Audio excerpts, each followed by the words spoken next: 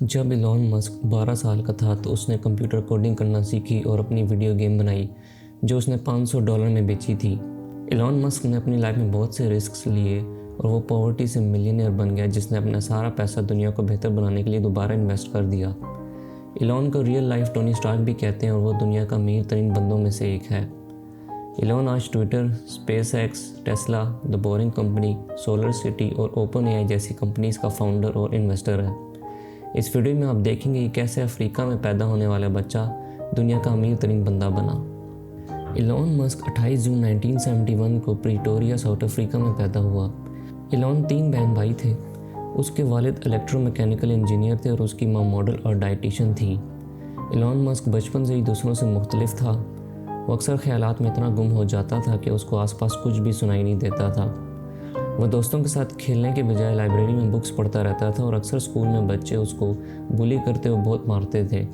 कुछ ही अरसे के बाद इलॉन मस्क के पेरेंट्स की आपस में डिवोर्स हो गई। इलॉन और उसका भाई अपने वालिद के साथ रहने लगे जबकि उसकी माँ कनाडा चली गई। जब इलॉन 12 साल का था तो उसने एक कंप्यूटर ख़रीदा।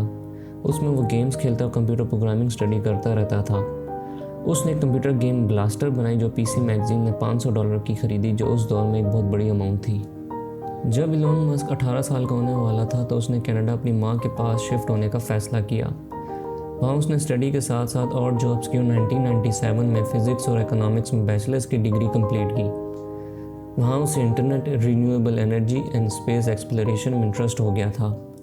उसके बाद इलॉन ने पीएचडी के लिए स्टैनफोर्ड में एडमिशन ले लिया, बट उस टाइम इंटरनेट का राइज हो रहा था तो इलॉन मस्क ने स्टैनफोर्ड यूनिवर्सिटी में जाने के 2 दिन बाद ही यूनिवर्सिटी छोड़ दी और यहाँ से उसकी बिजनेस जर्नी का आगाज़ हुआ। उस टाइम इलॉन के पास ना कोई जॉब थी और ना कोई पैसे। उसने अपने वालिद से कर्ज लिया और अपने भाई के साथ मिलकर एक Zip2 के नाम से कंपनी स्टार्ट की। ये एक ऑनलाइन सिटी गाइड की वेबसाइट थी जो मुख्तलिफ अखबारों के लिए कंटेंट फराहम करती थी। इनके पास ऑफिस नहीं था और जिधर ये रहते थे उसको ही ऑफिस बनाया हुआ था। इस कंपनी में सिर्फ एक कंप्यूटर होता था क्योंकि इनके पास दूसरा कंप्यूटर ख़रीदने के पैसे नहीं थे और उसी कंप्यूटर से दिन के टाइम पर वेबसाइट चलती और रात के टाइम पर वेबसाइट पर काम होता था। आहिस्ता आहिस्ता कुछ अरसे के बाद कंपनी प्रॉफिटेबल होना शुरू हो गई और 1999 में कॉम्पैक्ट कंप्यूटर्स ने उनकी कंपनी Zip2 को $300 मिलियन में ख़रीद लिया। उसने वो पैसे अपने अगले बिजनेस में इन्वेस्ट किए, X.com, जो आज पेपाल के नाम से जानी जाती है। पेपाल एक ऑनलाइन मनी ट्रांसफ़र सर्विस है और उस टाइम 1999 में किसी ने पहले ये आइडिया नहीं सोचा था और लोगों के लिए एक नया आइडिया था। लोग इस आइडिया पे यकीन नहीं कर रहे थे और उनका बिलीव था कि ये आइडिया सिक्योर नहीं है और ये आइडिया काम नहीं करेगा। बट पेपाल की टीम ने मेहनत की और पेपाल को $1 बिलियन कंपनी बना दिया। उनकी टीम को सिलिकॉन वैली में पेपाल माफिया के नाम से जाना जाता था। 2002 में ईबे ने पेपाल को $1.5 बिलियन में ख़रीद लिया, जिसमें से इलॉन मस्क को $165 मिलियन मिले।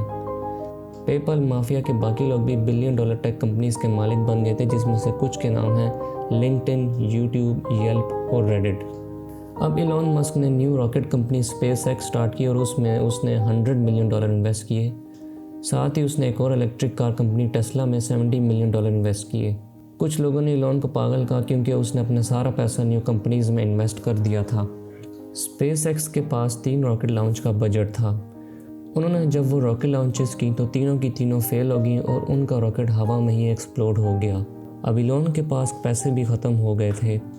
इसके अलावा इलेक्ट्रिक कार कंपनी जो उसने शुरू की थी वो किसी भी काम करने वाली कार बनाने में नाकाम रही थी। इलॉन ने इन्वेस्टर्स को अप्रोच करना स्टार्ट किया और इतने पैसे जमा कर लिए कि वो एक और फाइनल रॉकेट लॉन्च कर सकता था। अगर ये लॉन्च फेल हो जाती तो स्पेसएक्स हमेशा के लिए ख़त्म हो जाती। जब वो 4th रॉकेट लॉन्च हुआ तो वो स्पेसएक्स कंपनी का डिफाइनिंग मूवमेंट था। ये रॉकेट लॉन्च कामयाब हो गया और स्पेसएक्स का पहला रॉकेट अर्थ ऑर्बिट में जा पहुंचा। इस लॉन्च के बाद नासा ने स्पेसएक्स को अप्रोच किया और स्पेस में सप्लाईज भेजने के लिए $1.6 बिलियन का कॉन्ट्रैक्ट दिया। इलॉन अब टेस्ला का सीईओ भी बन गया था और 10 ही साल में टेस्ला मोटर्स दुनिया की सबसे इन्फ्लुएंशियल इलेक्ट्रिक कार कंपनी बन गई, जो दुनिया की सबसे तेज़, महफूज और खुद से चलने वाली इलेक्ट्रिक कार्स बनाती है। इलॉन मस्क ने ना सिर्फ खुद की रॉकेट कंपनी बनाई बल्कि दुनिया की लीडिंग इलेक्ट्रिक कार कंपनी भी बनाई, जिसने कार इंडस्ट्री को बदल के रख दिया। इसके अलावा इलॉन ने 2022 में ट्विटर को भी एक्वायर कर लिया और आज दुनिया का अमीर तरीन इंसान है, जिसकी नेटवर्थ $200 बिलियन से भी ज़्यादा है। उम्मीद है कि ये वीडियो आपको पसंद आई होगी। अगर ये वीडियो पसंद आई है तो वीडियो को लाइक और चैनल को सब्सक्राइब ज़रूर कीजिएगा। शुक्रिया।